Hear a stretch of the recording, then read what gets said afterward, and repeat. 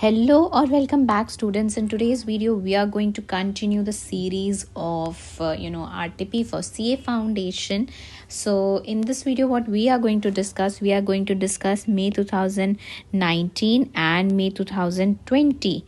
May 2019 and May 2020 ke what we are going to discuss. We are going to discuss basically May 2019 and November 2019 ka cash book ke question we are going to discuss, right? So please, before watching the whole video, make sure that you subscribe to my channel, share this video with your friends और Instagram account को भी check out कर लेना, ठीक है? मैं वहाँ पे आपके पोस्ट वगैरह डालती हूँ थोड़ा सा आप लोगों को मोटिवेट करने के लिए and many more things, so please check it out. चलो, अब ये तो बात होगी इन सब चीज़ों की. अब हम बात करते हैं कि हम क्या करने वाले, कैश बुक के क्वेश्चन करने वाले. देखो, एक साइड मैंने आपको क्वेश्चन दिखा रखा है, एक साइड में आंसर इंस्टीट्यूट का खोल के रखा हुआ है. ये इसलिए रखा हुआ है, देखो इस क्वेश्चन को मैं अगर खुद करने बैठूंगी ना तो ऑब्वियसली मैं सॉल्व कराने बैठूंगी तो टाइम लगेगा. बट मेरा मोटिव यहाँ पे आपको पूरा सोल्यूशन बताना नहीं है. मेरा मोटिव यहाँ है आपको क्वेश्चन को समझाना, सॉल्व करना इज़ योर काम, ठीक है? वो आप खुद करेंगे. चलो, उससे पहले मैं आपको एक चीज़ समझाना चाहती हूँ. एक चीज़ आप लोग समझेंगे. देखिए, एक चीज़ समझने की कोशिश करेंगे हम कि देखो आपका जो अगर मैं बात करूं तो ये कैश बुक हो गया, आपका परचेज कैश बुक, ये सारा किस चीज़ का पार्ट है? अगर मैं बताऊं तो ये आपका जर्नल का पार्ट होते हैं. किस चीज़ का पार्ट होते हैं? जर्नल का. और जर्नल को मैं दो पार्ट्स में डिवाइड करती हूँ. कौन से दो पार्ट्स में डिवाइड करती हूँ?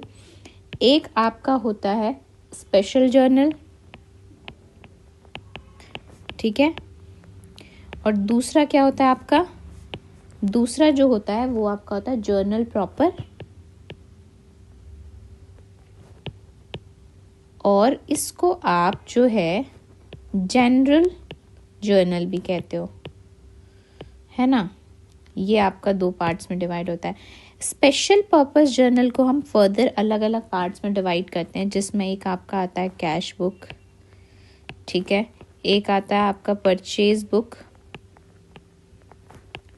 एक आता है आपका यहाँ पे सेल्स बुक आ गया, ठीक है? इसके अंदर एक और आ गया आपका परचेज रिटर्न बुक, ठीक है? और एक और आ जाता है आपका सेल्स रिटर्न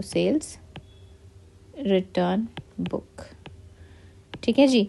अब मुझे बताओ, आपका जो कैश बुक हो गया, परचेज बुक हो गया, सेल्स बुक हो गया, परचेज रिटर्न बुक हो गया, सेल्स रिटर्न बुक हो गया, ये सारे जो इन सब में जो ट्रांजैक्शंस नहीं आती है ना, वो किसके अंदर आती है? जर्नल प्रॉपर या जनरल जर्नल के अंदर आती हैं. ये आपको पता होना चाहिए. तो this is a basic classification of your journal.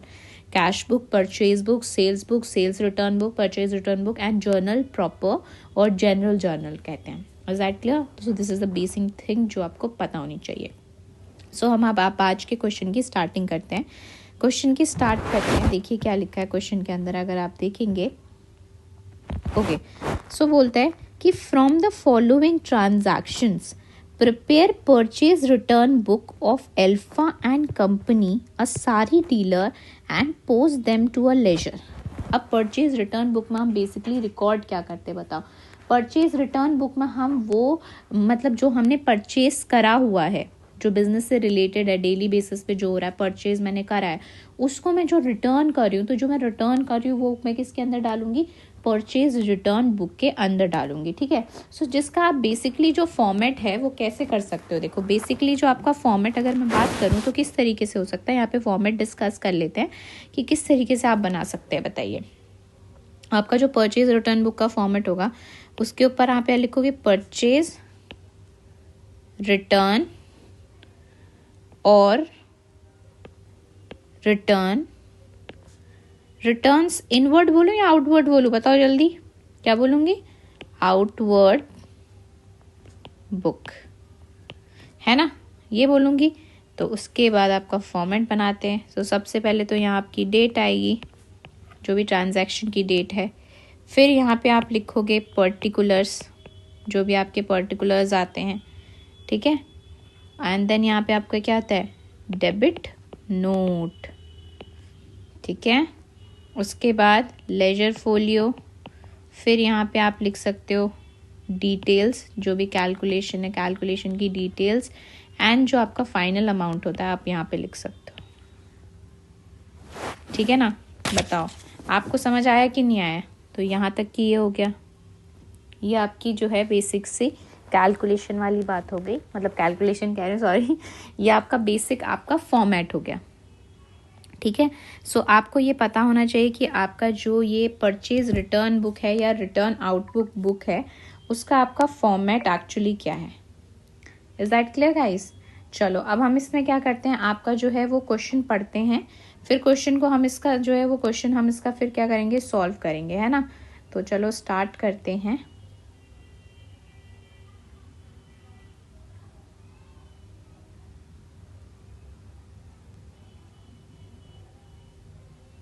Okay so देखो, मैं इसमें आपके साथ क्वेश्चन डिस्कस करूंगी, आंसर आप खुद करेंगे, बट आई ट्राई कि मैं सॉल्व करवा दूं, मतलब सॉल्व तो मैं करवाऊंगी बट लेकिन आपको भी पूरा ट्राई करना है ना।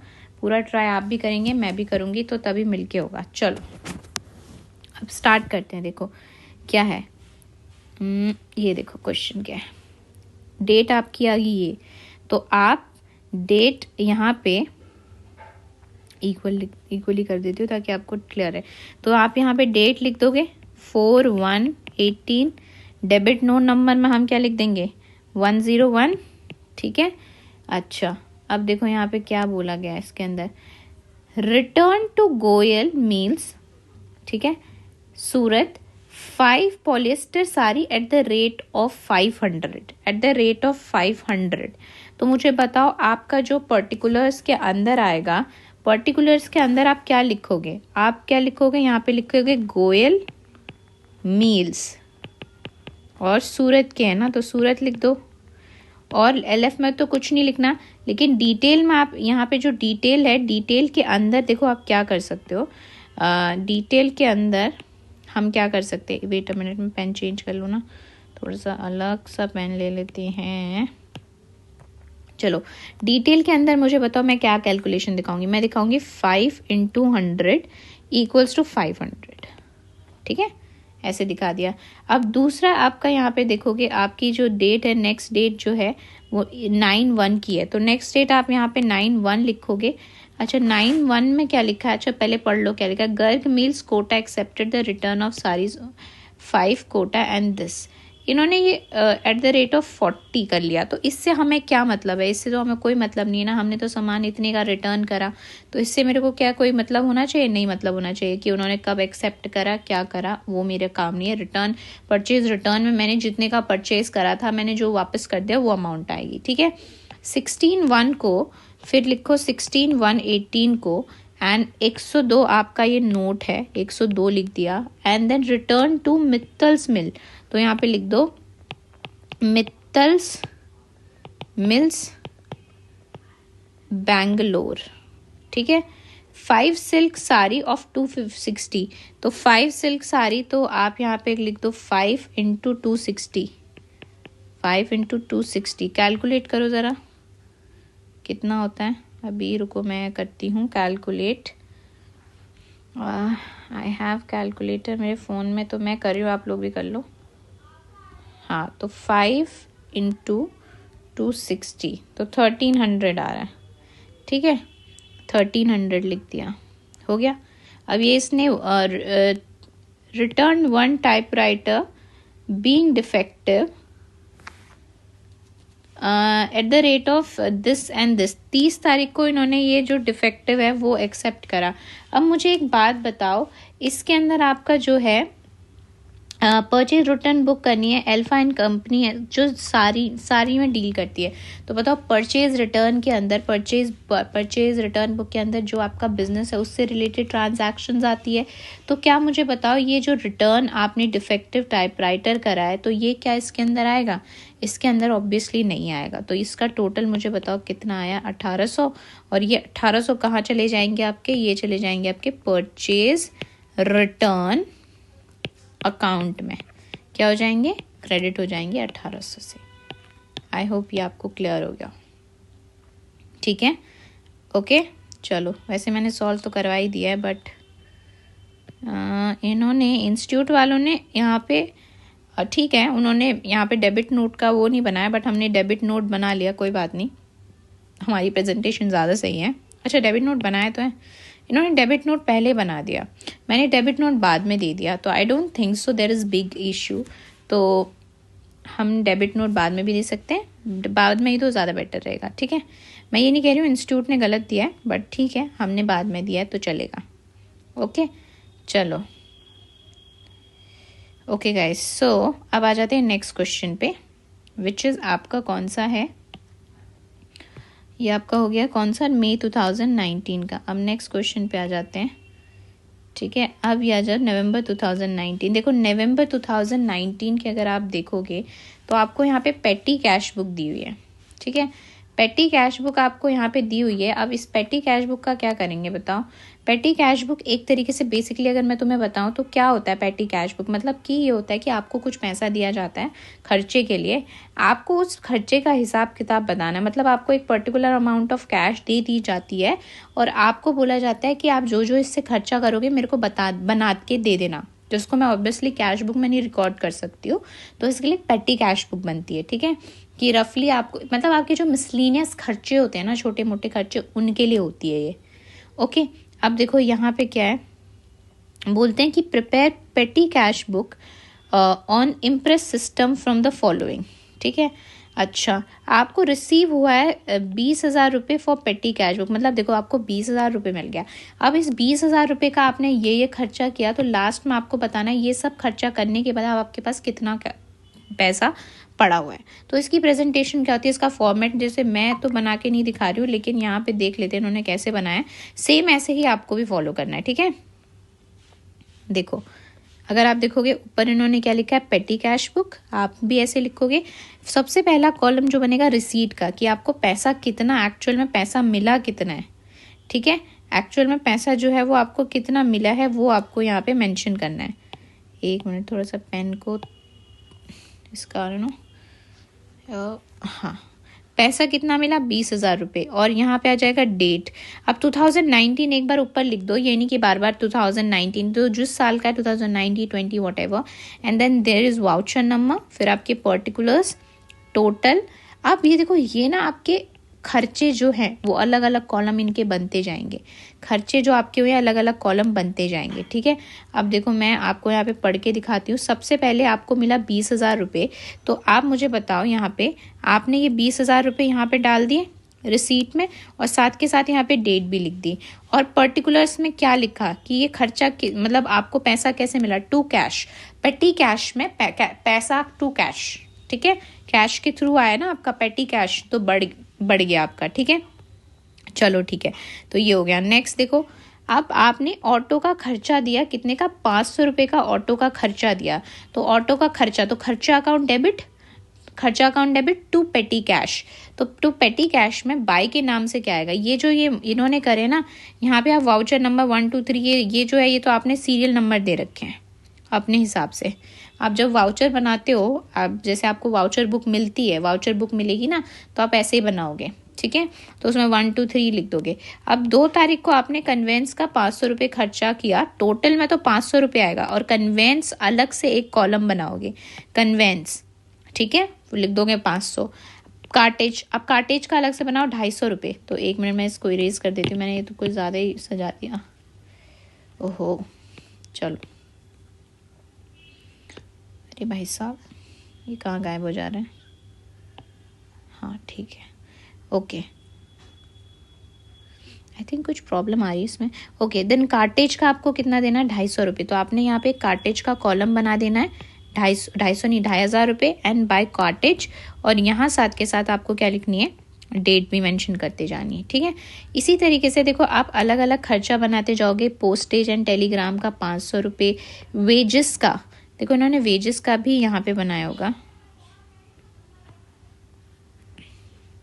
आई थिंक सॉफ्टवेयर में ना कुछ प्रॉब्लम आ रही है मे बी, ये देखो वेजेस का बना दिया। ठीक है, अब स्टेशनरी का अलग से बना दोगे 400 रुपये। रिपेयर टू मशीनरी आपका स्टेशनरी का इन्होंने बना, देखो स्टेशनरी अगर आप देखोगे ना, तो इन्होंने जो ये पोस्टेज एंड टेलीग्राम है ना, postage and telegram I guess, ठीक है, स्टेशनरी का 400 आपने डाल दिया, ठीक है।